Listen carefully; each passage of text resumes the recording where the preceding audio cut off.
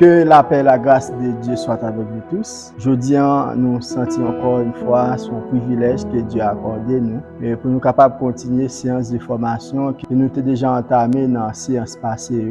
Jeudi, nous allons aborder un thème qui est très délicat, à savoir la prophétie de Daniel. Lorsque nous avons parlé dans l'histoire du monde, nous avons vu que nous avons divisé en époques. Donc, nous te dit que l'époque ça yo, nous te relé dispensation. Et nous te ouais à travers séance passée bon Dieu a des contrats qu'il était signé avec l'homme. C'est ça que nous te relé alliance. Donc, nous déjà ouais les dispensations et les alliances. Donc, je dis il est important pour nous capables de continuer à comprendre le plan de Dieu pour le monde et surtout, il faut que nous bien comprendre le plan de Dieu avec le peuple d'Israël. Ça va permettre de nous mieux cerner le plan de Dieu pour le monde. Même si nous avons dit que l'alliance est arrivé nous comprendre le plan de Dieu pour Israël, mais Dieu n'a pas arrêté là seulement. Il y a un programme qui chambardé pour nous les païens, les gentils, les Grecs. Ça, c'est le programme que Dieu fait pour les autres nations. Donc, lorsque nous appelons dans la Bible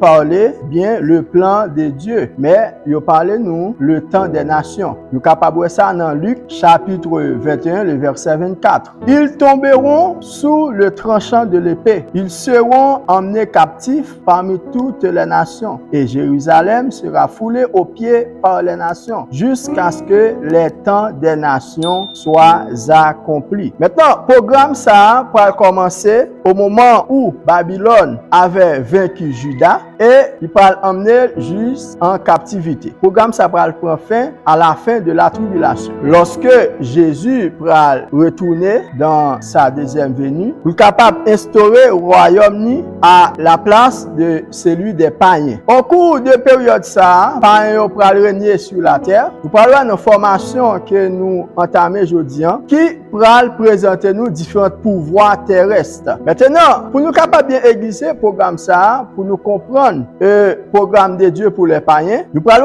que Dieu va le porter à Daniel pour capable ajouter un survol de programme pour le peuple d'Israël. Dans le livre de Daniel, nous parlons exposé qui fait et ça va accompli durant les 70 semaines. C'est pourquoi on a parlé les 70 semaines de Daniel. Il y a un personnage que la Bible parlait qui va apparaître, c'est ce que nous appelons l'Antichrist. Donc la Bible enseigne nous en pile détail sur l'Antichrist, Wally et qui position le prend dans événements futurs. Donc nous parlons trois choses dans la formation ça. Nous parler le plan de Dieu pour Israël, le plan de Dieu pour les païens et nous allons parler aussi de l'Antichrist. Sans plus tarder, mes frères et sœurs, regardons le plan de Dieu pour les païens. Le prophète Daniel va expliquer nous que entre Dieu et le peuple Israël, gagnons relation spéciale. Et nous verrons ça à partir des alliances que Dieu avait faites avec le peuple d'Israël. Et nous capables de voir ça dans Daniel chapitre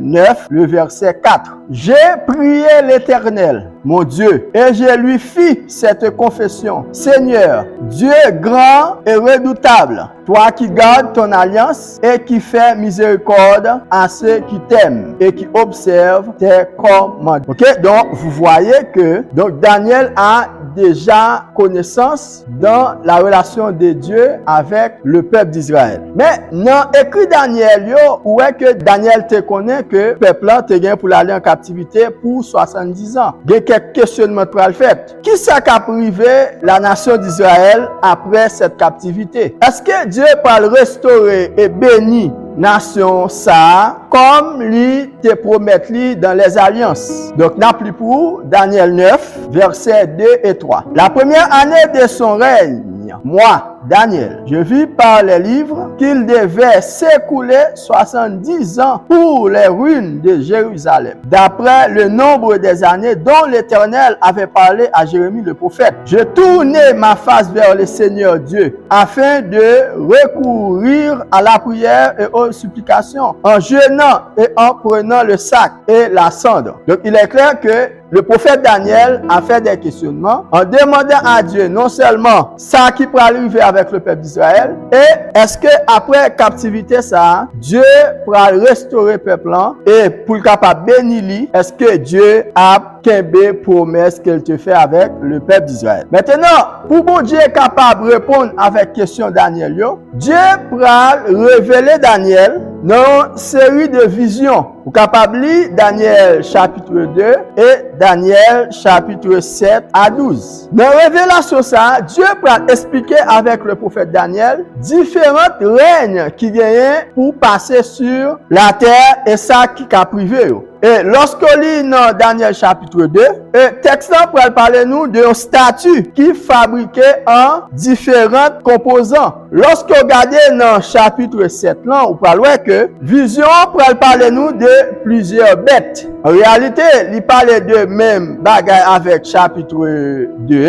Il parle nous d'un royaume d'une façon générale et chapitre 7 là décrit pour nous les dirigeants de ce royaume. En dépit de tout, nous sommes capables de dire que les nations de la terre y a pas régner. Même Jean nous te lit pour aller dans Luc 21 le verset 24. Dieu pourra révéler souveraineté dans les affaires de l'homme. On lit pour dans le livre Daniel, chapitre 4, verset 17 et verset 32. Cette sentence est un décret de ceux qui veillent. Cette résolution est un ordre des saints, afin que les vivants sachent que le Très-Haut domine sur le règne des hommes, qu'il le donne à qui il lui plaît et qu'il y élève le plus vil des hommes. Verset 32. On te chassera du milieu des hommes, tu auras ta demeure avec des bêtes des champs. On te donnera comme au bœuf de l'herbe à manger. Et s'étend passeront sur toi, jusqu'à ce que tu saches que le Très-Haut domine sur le règne des hommes et qu'il le donne à qui lui plaît. Donc, il est clair que à partir de ces versets, mes frères et sœurs, nous voyons que Dieu a relevé sa souveraineté. Il a bien montré à Daniel que Dieu est souverain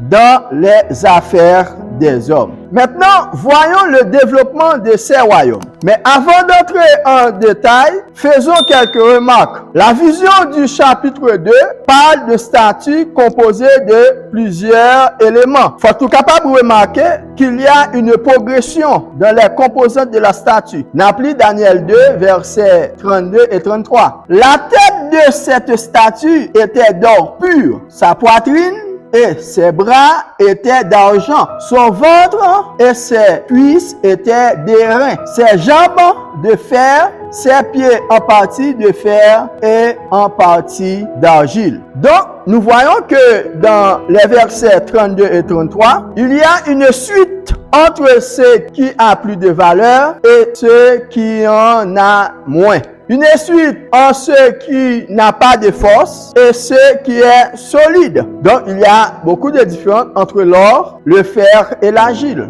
Alors, même s'il y avait une régression dans l'état moral de ces royaumes, leur force militaire suivait un ordre croissant. Malgré tout, nous pouvons dire que c'est une grosse pierre qui va les détruire. Lorsque nous voyons dans le livre Daniel 2, verset 34. Tu regardais lorsqu'une pierre se détacha sans le secours d'aucune main, frappa les pieds de fer et d'argile de la statue et les mit en pièces. C'est Dieu qui aura le dernier mot, mes frères et sœurs. Maintenant, voyons les divisions suivant les royaumes qu'elles représentent. Premièrement, nous pourrons voir dans Daniel 2, verset 31, verset 37 et 38 et Daniel 7, verset 4. Premier royaume, il décrit nous là, dans verset côté nous cité là-haut, c'est royaume de Babylone. Royaume de Babylone représente la tête d'or de la statue dans Daniel 2, verset 38. Il a remis entre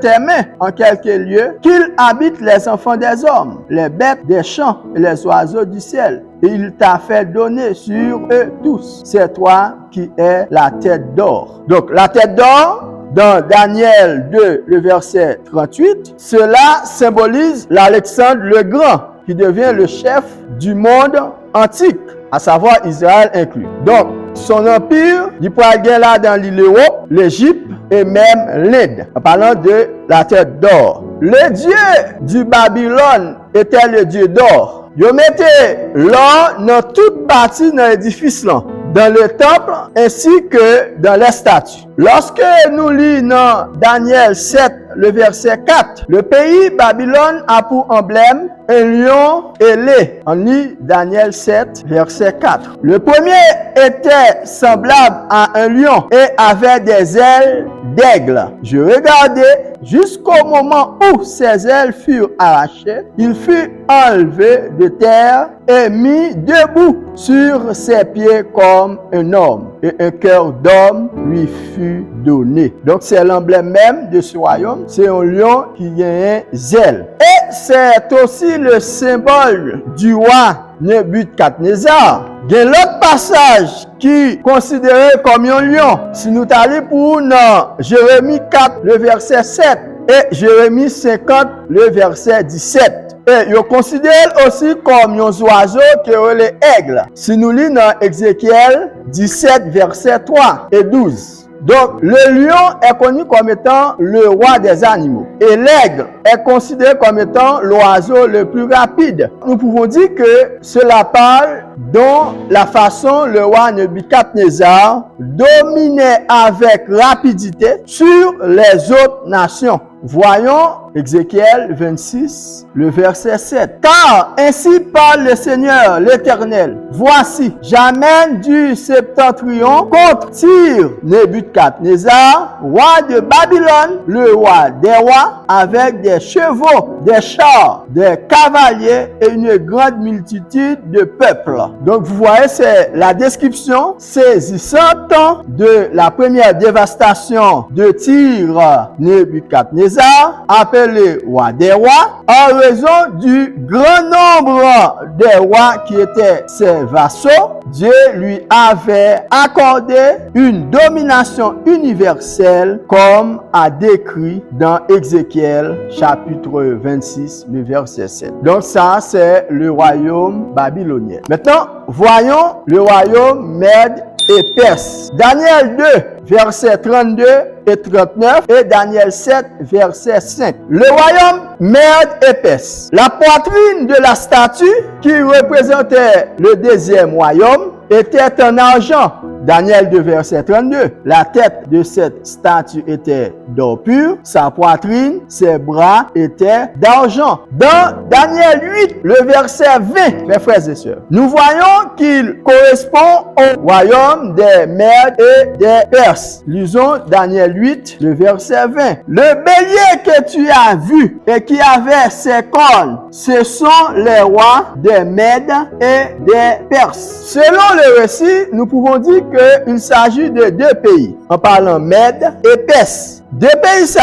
alliés ensemble pour être capables de combattre Babylone. Pas plus pour Daniel 5, le verset 21. Il fut chassé des milieux des enfants des hommes. Son cœur devint semblable à celui des bêtes, et sa demeure fut avec les ânes sauvages. On lui donna comme au bœuf de l'herbe à manger, et son corps fut tremblé de la rosée du ciel jusqu'à ce qu'il reconnaisse que le Dieu suprême domine sur le règne des hommes et qu'il le donne à qui lui l'est. Ces deux peuples, mes frères et sœurs, représentaient les deux bras de la statue, comme nous avons lu dans Daniel 2, le verset 32. Cette partie était en argent. À cette époque, les pièces de monnaie étaient en argent. De plus, nous sommes capables de dire que le royaume était renommé pour son système d'impôt. Lorsqu'on lit dans Esdras 4, verset 13, ou bien nous sommes capables de lire aussi dans Daniel 11, le verset 2.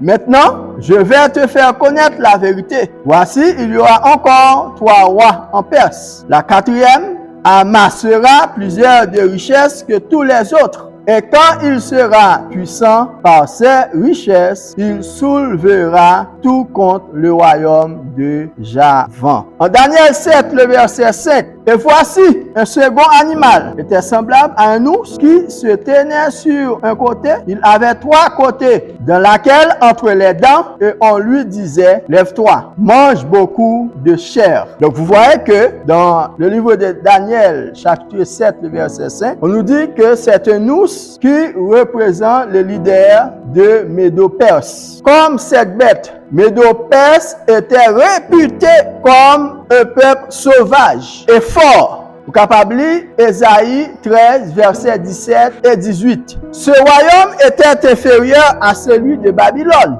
car il se mettait à deux pour le vaincre. Mais parmi Mède et Perse, nous pouvons dire que Perse était plus fort que Mède. Maintenant, mes frères et sœurs, voyons le 3e royaume, en parlant de la Grèce. Lisez pour nous Daniel chapitre 2, verset 32, verset 39 et Daniel chapitre 7, verset 6. Le texte nous dit, le ventre et les deux cuisses de la statue étaient en airain, représentait le 3e royaume. La Grèce a succédé Mède et Perse et Daniel 8, verset 21, identifie ce royaume avec la Grèce. C'est la Grèce qui a développé les reins. Nous pouvons dire, mes frères et sœurs, ces gens l'ont utilisé pour préparer des instruments de guerre. Les deux cuisses se réfèrent à l'Égypte qui est au sud et la Syrie au nord. Ces deux pays ont joué un rôle important dans l'histoire du peuple Israël après les événements de l'Ancien Testament. Et avant le début de ceux du Nouveau Testament, nous pouvons voir ça dans Daniel 11, versets 5 à 20. Puisque tous les royaumes sont représentés par une bête, ainsi que le royaume de Grèce est représenté par une bête aussi. La Bible nous dit que cet animal représentait un léopard. En parlant, c'est le roi Alexandre le Grand avait élargi le royaume rapidement. La Bible nous dit, la bête avait 4 ailes et 4 têtes. Après sa mort, le royaume était partagé entre ses 4 principaux généraux, à savoir dans Daniel 7, verset 6, Daniel 8, verset 8 et Daniel 11, le verset 4. Daniel 7, le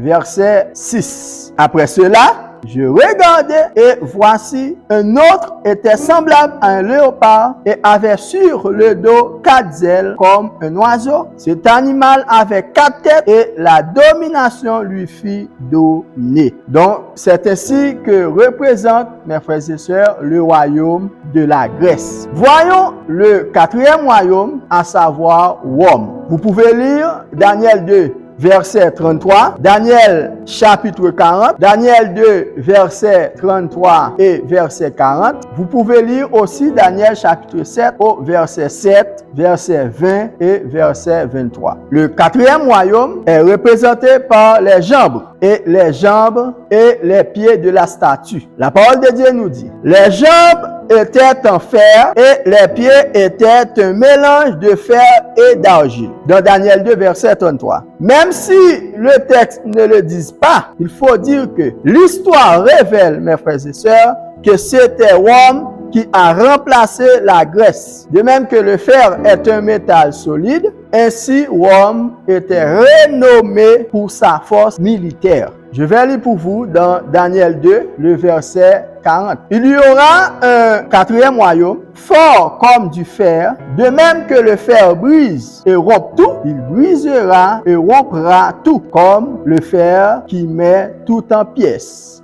Les deux jambes. Les jambes symbolisent les deux parties du royaume. Celle qui était à l'ouest, cela veut dire l'Europe, et celle qui était à l'est, la zone où se trouve Israël. Rome est la dernière nation qui règne sur Israël. C'est au cours de cette période, soit 70 ans, après la naissance de Jésus-Christ, que le peuple Israël était dispersé dans le monde entier. Maintenant, dans l'autre vision, le royaume de Rome est décrit comme un animal sauvage et qui a des dents de fer. Cela veut dire, il brisait tout ce qui se présentait devant lui, comme nous voyons dans Daniel 7, le verset 7. Après cela, je regardais pendant mes visions nocturnes, et voici, il y avait un quatrième animal, terrible, épouvantable et extraordinaire, fort. Il avait de grandes dents de fer. Il mangeait, brisait et il foulait aux pieds ceux qui restaient. Il était différent de tous les animaux précédents et il avait 10 cornes. Donc vous voyez que aucun peuple ne pouvait résister à sa puissance militaire. La description continue. Les pieds de la statue et ses 10 orteils étaient un mélange de fer et d'argile, comme vous pouvez lire dans Daniel 2, verset 41. Et l'animal avait 10 cornes, comme nous venons de dire. C'est très important pour notre étude. Cela parle de la façon dont Rome se relèvera à l'avenir et l'alliance qu'il va faire avec les 10 autres nations. Vous pouvez lire dans Apocalypse 13, verset 1er. Puis je vis monter de la mer une bête qui avait 10 cornes et ses têtes et sur ses cornes 10 diadèmes et sur ses têtes des noms de blasphème. Donc, nous pouvons ajouter que le royaume de Rome représentera l'ensemble de tous les royaumes précédents, comme nous avons lu dans Daniel 7, verset 3 à 5 et dans l'Apocalypse 13, le verset 2. Apocalypse 13, le verset 2. La bête que je vis était semblable à un léopard. Ses pieds étaient comme ceux d'un ours et sa queue comme une gueule de lion. Le dragon lui donna sa puissance, son trône et une grande autorité. Maintenant, parmi toutes ces forces, il y aura un leader qui apparaîtra comme la petite corne parmi les 10 autres pour régner sur les autres. Lisons les paroles du livre de Daniel 7, les versets 8, et vous pouvez lire verset 20 et verset 24. Après cela, je regardais pendant mes visions nocturnes, et voici il y avait un quatrième animal terrible, épouvantable et extraordinairement fort. Il avait de grandes dents de fer. Il mangeait, brisait et il foulait aux pieds ce qui restait. Il était différent de tous les animaux précédents. Les 10 cornes, ce sont 10 rois qui se lèveront de ce royaume. Un autre se lèvera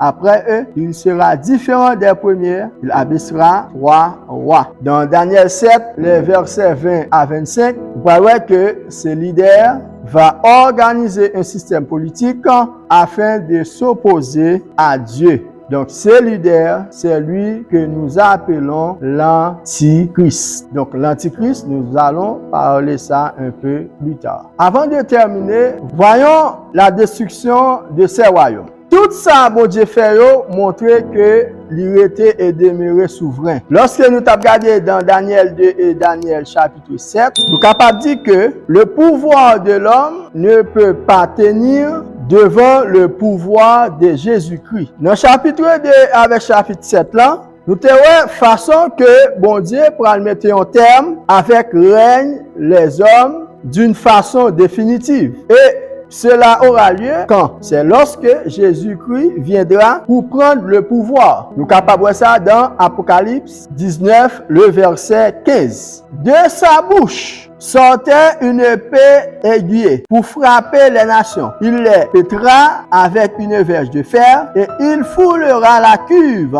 du vin de l'ardente colère du Dieu Tout-Puissant. Amen. Dans Apocalypse 19, le verset 1er et 2, Dieu ouvrira les livres pour juger la petite corne. La petite corne, c'est bien l'Antichrist. Et les 10 nations alliées, à savoir les partisans de l'Antichrist. Ce jugement détruira le dernier royaume et l'Antichrist pour toujours. Voyons Daniel 7, verset 26. Puis viendra le jugement et on lui ôtera sa domination qui sera détruite et anéantie pour jamais. Donc, c'est la fin du règne de l'Antichrist et ses alliés, les 10 nations. Dieu remplacera le 4e royaume par un 5e. Ce sera le dernier royaume qu'il y aura sur la terre. Et ce royaume durera éternellement. Le dirigeant de ce royaume, mes frères et sœurs, sera le Fils de l'homme.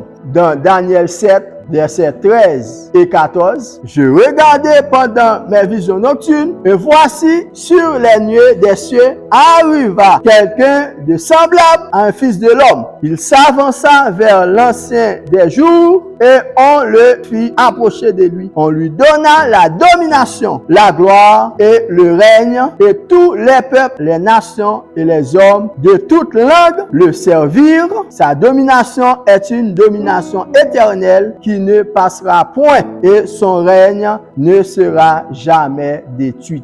Et mes frères et sœurs, vous pouvez comparer les passages du livre de Matthieu 24, verset 30, Matthieu 25, verset 21 et Matthieu 26, verset 64 et Apocalypse 14, le verset 14. C'est lui qui est la pierre mentionné en Daniel 2, verset 34. Et lorsque nous lisons dans Daniel 2, verset 35, nous avons vu que c'est ce royaume qui mettra un terme au royaume des hommes. Nous pouvons dire que ce royaume sera établi après l'époque de la tribulation, lors de la deuxième venue de Jésus, comme nous avons déjà lu dans Daniel 7, le verset 13. Étant roi, il régnera sur tous les hommes et sur toutes les nations de la terre. C'est ainsi, mes frères et sœurs, c'est tout ça que nous t'apprêtons sur le plan de Dieu pour les païens. Donc, nous invitons capables de quitter commentaires pour nous, des suggestions, des questions. Ça aide nous à avancer plus. Et moi, je crois que la formation, ça a été édifié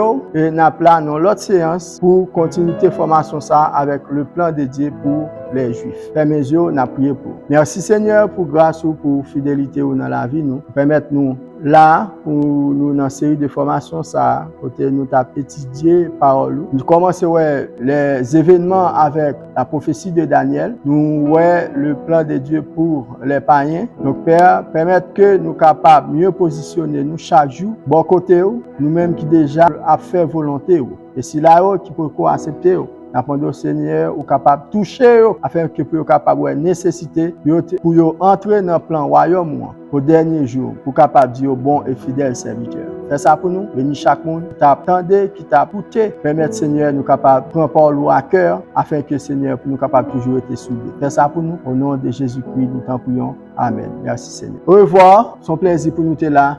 À la prochaine. Ciao.